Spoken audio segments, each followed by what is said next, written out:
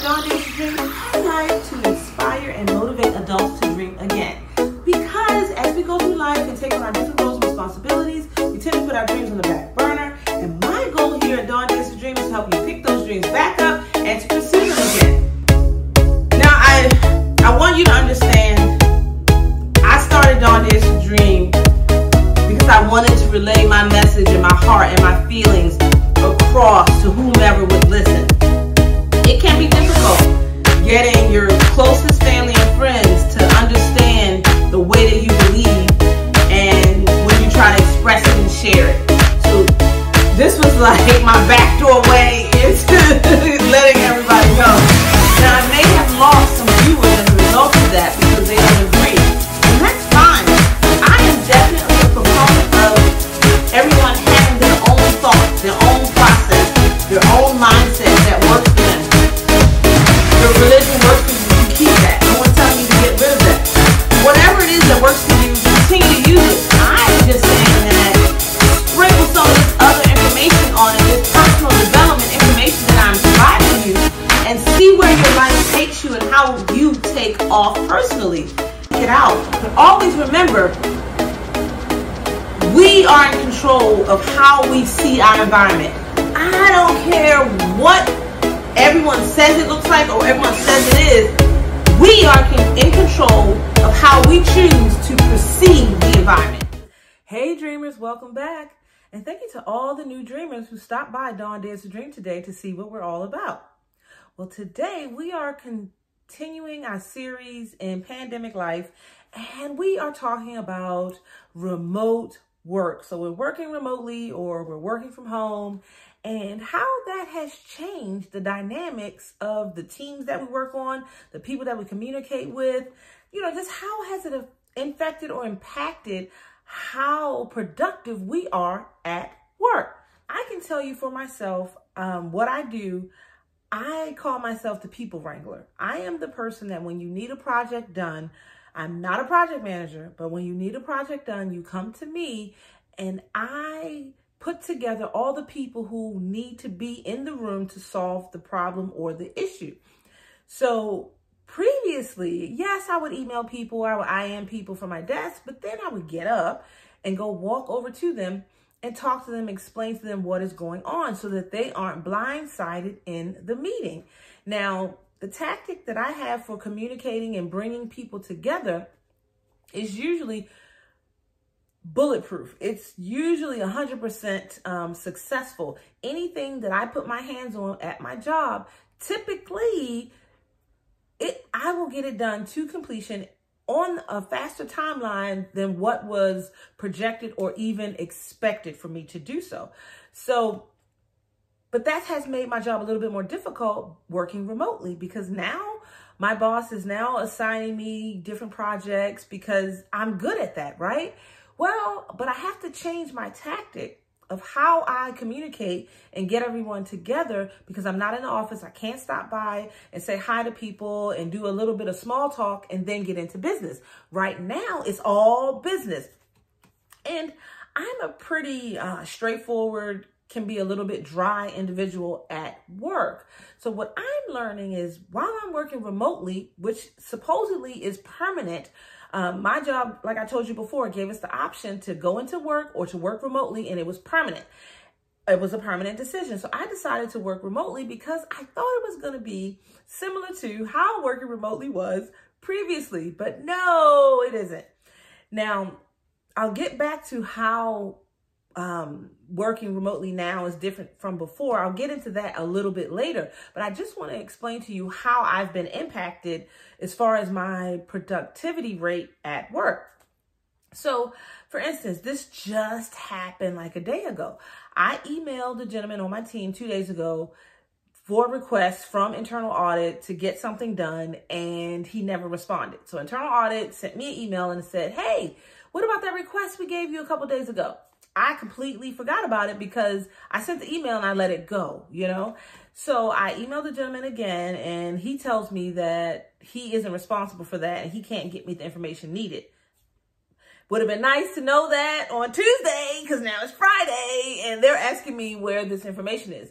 So I sent the email to someone who I know could give it to me, but I was just not trying to put more work on them. This particular individual was an extremely busy member of our team, and I respect that. So I decided to ask someone else for the deliverable, but then they told me they couldn't deliver it. They even told me we didn't even have access, which I knew wasn't the truth, which means to me it's something that they don't normally do or they don't know how to do, and they weren't trying to figure it out. So I sent the email to the gentleman that I would normally ask for this request, and he gave it to me within 30 minutes. And then the other person comes back asking all these questions about it, trying to figure out what I can do. And it kind of ticked me off a little bit that they're asking all these questions. I have to stop in the middle of my day to keep IMing you over something you didn't even email me back on. So I sent this long, drawn out written reply, and it had a lot of misspellings in it and everything, because at this point I didn't really care how the communication came across. I just needed them to know that I got it done with someone else's help, and we don't need to keep corresponding like this. And so I did that, and when I was done, they went, okay then, you know, and I'm like, okay, so I guess my email was a little strong, but it wasn't an email. My instant message was a little strong, but I didn't feel like them asking me any more questions. So I tried to put all the information that I could in here and basically say, I got it done. Thanks, but no thanks for the help that you did and did not provide, because now you want to provide help so you don't look bad later. Anyway, but that's working remotely. Had we been in the office, that's the point I'm making to you. That slowed down my productivity because I asked you for something that I didn't get, so I could not deliver it to the requester. But if we were in the office, I would have sent the email, then I would have walked over to his office and said, hey, so-and-so, I have a request for this, this, and that. And did you get the email? Did you see it? Just check in, because, you know, if I could get that quickly, that'd be nice. How long would it take? Because that comes across a lot better in person than it does on paper. Had I asked how long it's going to take and all these different details in email, it sounds like I'm being pushy. So again, I am the people wrangler. So there are techniques to how you wrangle people and how you get them to do things on your timeline without giving them a timeline. But I'm having to tweak that because we're talking about remote work. But face to face, I would have already known whether or not he could give me what I needed, and I would have moved on to someone who could have. So I'm wondering, are you having any of these type of issues because you're working remotely and it's in your job? Is it normally written for that? Some people have remote jobs, and that's what they always do. Like I told you previously, when I worked at HP, I worked remotely. So everything I did was remotely. So all of my tactics were about remote work and how to contact people and how to get into their email when I wasn't supposed to be emailing this individual because they were higher ranking than I was. So I had a lot of techniques that I used, but, you know, I've dumped that all out my brain because now I'm working in the office with all my bosses, with all my colleagues. So it's a little bit different. But now I have to go back and pick those tricks up out my bag that I put on the shelf. I have to bring those back out for remote work. So my question is, has your job been impacted, and have you picked up some techniques for communicating that help you to communicate in a better way? Or are you just having issues all over the place and not understanding how to fix this and what to do? Well, today I'm going to talk about some of the things that I do, and I've kind of just told you. Initially, I used to go to the office and talk to people in person, but now what I'm doing is I'm using the instant message as my, hey, how you doing in the office, do a little chit chat, and then dive into the question that I have, because now I don't have the face-to-face. All I have is our Zoom phone calls, I call them, where you can call somebody on Zoom and they answer, and you have a little chit chat, or you can message them and you can type everything the entire time. But I'm utilizing that function of the conference platform, which we use Zoom, because I'm finding that I can be more productive, almost as productive as I was when I was in the office with that function. So what I do personally is I'll send the email first, and then I will follow up with the instant message. It may be immediately or maybe the next day, depending on how urgent the request is.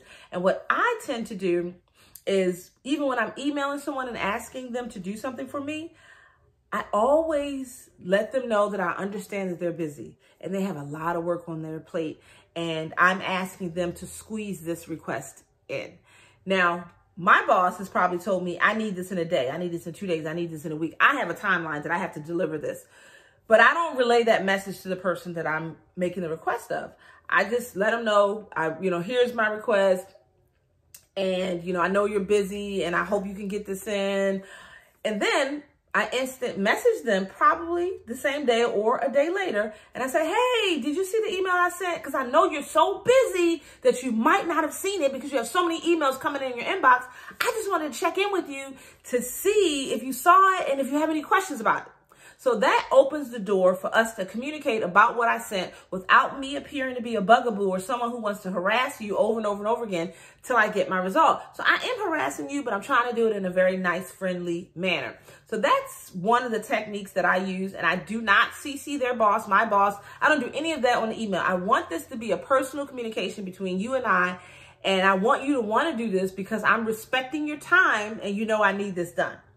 And when you come to me to ask me for something, I'm going to make sure that I prioritize their requests as well as them prioritizing mine. Now, you get it?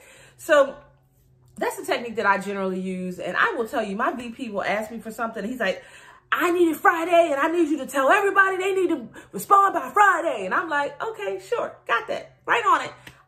I never tell people if he gives me an assignment on Wednesday that is due Friday, I never tell them. And I always get it before Friday because I have my own techniques and I respect people's time and people know that. And I constantly use the same techniques over and over and over again of complimenting them, of being understanding. And they generally will take that second because what I'm asking for doesn't take a long time, but it is a pain in the behind to have to stop what you're doing when you're on a rhythm and then do something for someone else. So I just try to be the person that you want to do that thing for. Because, if I'm asking you for something, I really need it. I'm not coming to you with every little tiny request. I do my best to actually do as much of the request as I can. And then I'll let them know, well, I did this, I looked for this, I did that, and this is what I compiled, but I need your help now. Because people respond very positively to individuals who take initiative to get things done on their own. But then they're like, I hit a wall. I can't do anymore. I need you. They respond well to that. So that's another technique that I use. But a lot of these things, I never thought about them as techniques. It's just what I do. And as I'm talking to other colleagues, as we work remotely, and they're having issues with getting things done, and then they want my help, but I don't want to burn my collateral over someone else's request. So what I do is I tell people, these are all the things that I will do so that I can get my request filled. So maybe you can try doing those things and see what happens for you. But I can't burn my collateral on helping you and then I don't get help later. So, but I don't say that to them. I just give them all the help that I can give them. And I let them know that this is what I typically do. And maybe if you do these things, it will work for you. So again, if you're in my position, how is that working for you? Because I'm not like an internal audit type role. I'm not. But the role that I do play, I'm always giving out work to either people on my team or to people on other teams, people in other completely different departments. So when I come to you, I'm coming to ask you for something. And I'm not your boss. So technically, my requests don't have to be fulfilled immediately. You could put those off because they're not coming from your boss. You get it? But I found in my industry, especially the company that I work for, it is best that I don't include bosses and I go to the people who can help me and get it done. Now, even though I'm not including bosses, sometimes I am going to the manager directly or I'm going to the director directly for this request.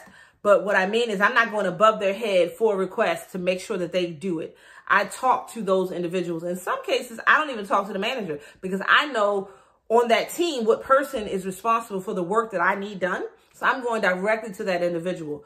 But there's just a tactic and a way. And you also have to learn the culture of the company that you're working for and how everybody functions and flows. And where I work currently, it's more of a casual environment.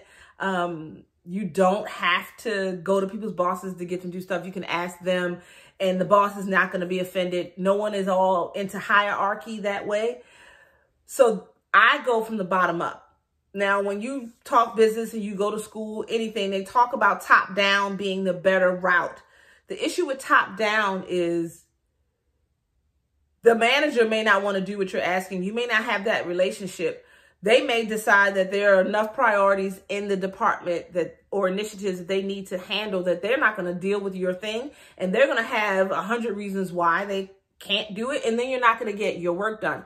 My work that I do is always, for the most part, dependent of getting information from other people so that I can deliver on the request. I don't do a whole lot of work on my own outside of gathering information from others, but there is a technique to getting those things done in a timely manner, not being their boss. You understand? So that's kind of what I do. So working remotely kind of has presented some challenges for me, because where I work is better that we see each other face to face and we can go to each other's offices, because that's the culture of the company. We're changing because the majority of us are working from home now. There are a few people who are in the office who have to be in the office, but the majority of us are not.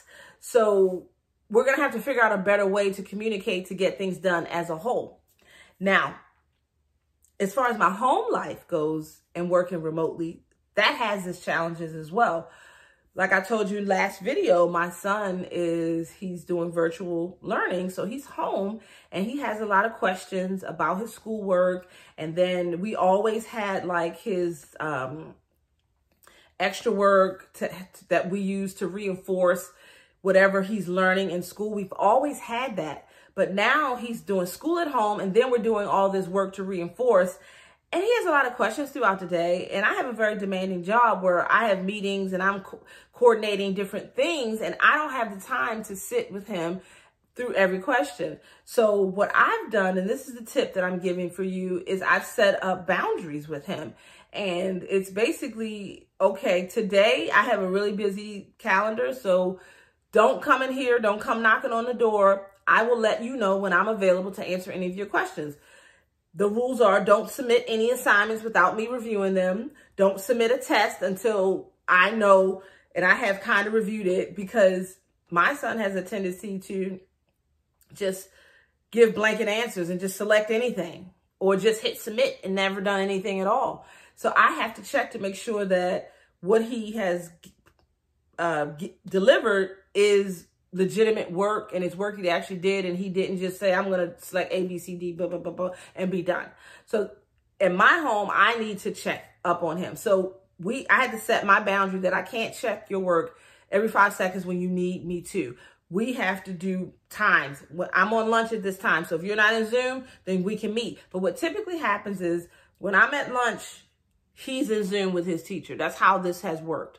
So we do a lot of in the afternoon, in the evening, or in between when I'm available, but it's on my time and when I say. I was getting kind of stressed out or overwhelmed because I had work to do, and then he was coming with questions, and I'm like, how am I supposed to do this? I can't do this all day. So we had to figure that out, and we figured that out in the first 9 weeks of school, and now we're in the second 9 weeks, and things are moving a lot better, and my son knows how to do a lot of work that he just doesn't want to do, so he comes and asks me for help because he doesn't want to do it by himself. And I told him, I said, well, I can't help you. So what I've been doing lately is basically saying, I cannot help you. You need to go figure it out. And then once you figure it out, come back and tell me what you're doing. And then he'll come back and go, okay, mommy, I did it. And this is the answers. And this is how I did it. I just didn't really feel like doing it by myself. So we all know our children, and we know the boundaries that we need to set. And what I'm telling us parents is, if your children are at home with you and you are working from home, you definitely have to set those boundaries, or those lines will be constantly crossed and you will be losing your mind all day, because home is no longer a refuge. Because again, that's what I was talking about yesterday. Before, when we were home was our place of woosah. You know, we were done with work and we're not worried about work anymore, but now we work at home. So how do we delineate, or how do we define what that looks like? Because now I'm home all day with my son. I'm home all day with my mother. I'm home all day with myself and my job. Where is the time for me? Where is my alone time? And like I told you in the last video, I found myself staying up later at night because I get quiet time at night, and it's all about me and whatever it is I want to do, or whatever it is I need to think about, whatever it is I want to watch, whatever it is I want to read. You know what I mean? I can sit and I can do those things in the evening. So you're going to have to figure out those boundaries, because as we keep going with this whole COVID thing, this is our new normal. So some of our jobs, like mine, we're now working from home permanently. And I just think that my job decided to let us work from home permanently because they valued their workforce, and they were afraid of the more we're out on a daily basis, the more possible, it's more possibilities for us to be infected with COVID. So they decided to just let us stay home. Because think about it. I'm not doing any commute or anything. So I typically am only leaving the home to go to the grocery store. Now we have our weekend outings. I usually do go somewhere once a week. If you've been watching, we've done Kima Boardwalk, which is more like a mini amusement park for us here in Houston, Texas. I've been going there. We went to the Dewberry Farm, the outing there. And we've also are going to the zoo. We're actually going to the zoo this Saturday that I'm recording this video, which will be a week later after you see this. I will have already previously gone to the zoo. But anyway, we're going to the zoo and we're going to do that. And I'm just going to continue to do more and more outside outings. I was actually thinking about doing some go-kart riding. I need to look up a place where we can do that here. There was something else that I had thought of. You know how, what is it called? The golf place, Top Golf. That's outside, you know, so we get to eat and we get to play golf. Not that my mother and son are very interested in playing golf, but to me, it's just getting outside and we can just play golf, whatever it costs. We're just there and I'm going to hit some balls. I'm going to tell you that because I had fun when I went with my job, and I'm thinking my son might have fun hitting the balls or something. I don't know about my mother so much, but we're going to go and we're going to go do that. The food is pretty decent. We'll spend an hour and then it'll be an outing. So my goal is just to find outside outings that we can do every week and just continue to do things outside. We have in Houston what we call this place is the Wall of Water. It's in the Galleria area. So if you ever come to Houston, you want to see it. It's just water pouring down this wall and it's just beautiful in like a park kind of area. And so, you know, we can bring picnic food and sit down and have a little picnic and have the wall of water behind us. And we can do that for 30 minutes to an hour and go home. There are just a lot of things that we can do outside. So I'm saying to you, as our homes are not our refuge as much anymore, we can find things that we can do outside in our communities that can be helpful. I am living in an area where it's warmer, so we don't have much of a winter, just a little bit of a winter. So we can do things and put our jackets on and just do outside activities as long as we're moving, and we'll be fine. So I'm going to continue to do these outside activities.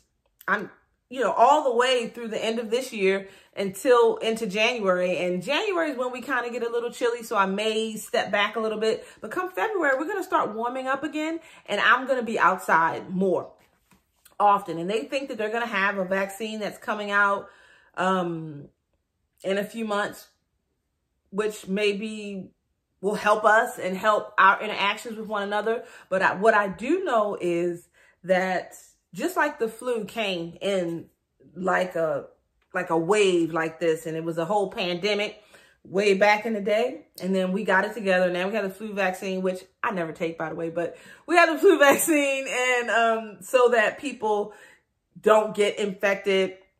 They put that little cocktail together every year, praying that it's the proper cocktail for the flu that's coming, because viruses always mutate.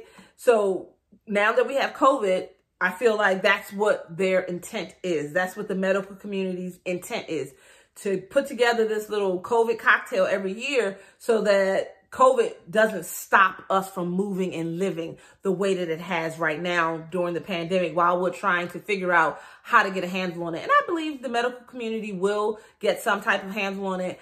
I don't know if I'm going to take this vaccine either, to be honest with you. I don't know. I don't do the flu vaccine, and I don't think I've ever had the flu. I think my immune system is pretty strong. I do eat pretty healthy, and I think that helps out a lot. To be honest, I don't take a lot of supplements or any supplements at all. Remember, I am bipolar, so I take that medication every day, but I don't really take anything else, to be honest with you. But I feel like the way we eat helps to heal ourselves. So the more vitamins and nutrients that we are intaking into our digestive system, that's going to then be dispersed through our blood system, that's going to help us, that's feeding our, you know, our different cells and our different organs. I think the healthier we're going to be. You can do supplements as well. They're great. But I think the best way to get our nutrients is to eat them. So I went on my little healthy rant, but I don't want to continue to go down that road. But I want to tell you, you have to find your new normal. You have to find your way. So my new normal is to do outside outings, to do them about once a week. And that's how we get out the house. That's how I decompress and how I de-stress. I think it helps my son. Remember, he doesn't have any siblings or cousins at home running around with him. So that gives him just space to kind of be outside. He may not be playing with other kids, but he can at least see them, right? So I just hope that this video kind of shined a light on what I feel about remote work. There is another thing I want to talk about remote work. Initially, when I've worked remotely before, I could go and have lunch. You know what I mean? Or I could make it to happy hour faster because I'm near where I live, and happy hour is where, I'm living where I work, and then happy hour is near where I live, so I can get there faster. So, but with COVID, none of those things are happening. I don't go to lunch anywhere. I eat lunch. I make my lunch in my kitchen, I don't go to happy hour. When I get off of work, my glass of wine, it's in my house. So the conveniences that working from home offered before don't exist. I could call a friend up and say, let's have lunch today. I don't have those options now because we're not meeting up with our friends. Well, at least I haven't, So when I initially was like, yay, working from home, I didn't realize it was going to be like this. And I didn't know that COVID was going to kind of take over how we function in the world right now. So my prayer or my hope is that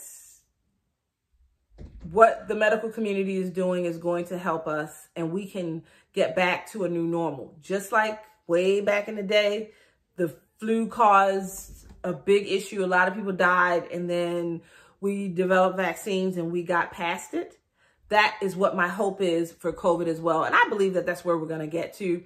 But until then, how do we deal with this? How do we deal with this, our new normal? How do we deal with this stress levels of being teachers, working from home, being a mom, being a doctor? I mean, we're like everything. And I'd like to say, if you have a mom and dad in the home, you guys need to be loving on one another and supporting each other to the fullest, because one day mom might be good with the help. Next day, dad might be good, or you just need that flow of being like, this is your day, this is my day, and however you're going to do it, but work together as a team, because I wish I had a team right now, but I don't. I have my mother, she's here, but she is not going to help my son with his homework or, that kind of stuff.